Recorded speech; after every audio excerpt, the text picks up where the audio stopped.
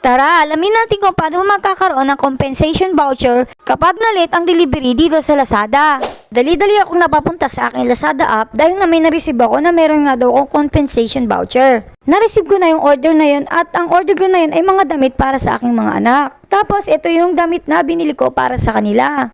Na-order ko yung damit na to is September 17, 2023. Pero na-receive ko siya nung September 20, 2023. Which is na-late siya dahil ang guaranteed na deliver niya ay dapat September 19, 2023. So dahil nga priority delivery ito at na-late siya, magkakaroon nga daw ako ng voucher. Ito, tingnan natin, i-click natin yung damit. Ayan, pag nag-scroll kayo, makikita nyo itong delivery at sa baba ay makikita nyo na priority delivery siya. Hindi lahat priority delivery dahil mayroong mga standard delivery at mga same day delivery. Pero itong akin is priority delivery. Tapos makikita nyo sa baba na may guaranteed na delivery date kung saan dapat ma-receive nyo na yung item sa date na yon. Kung hindi magiging successful ang delivery item sa mismong date na yon, ay magkakaroon ng customer care credit.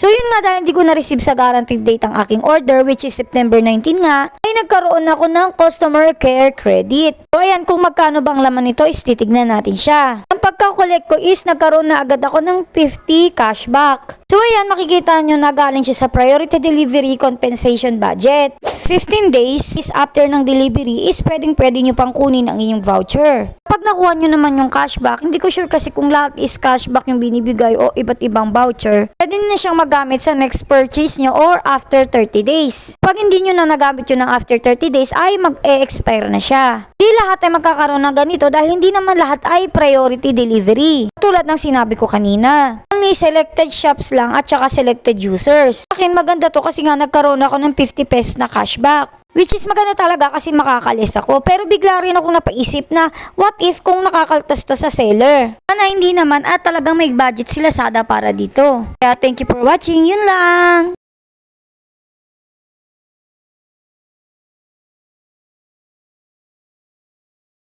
Sana hindi to nakakaltas sa seller at talagang may budget dito si Lazada.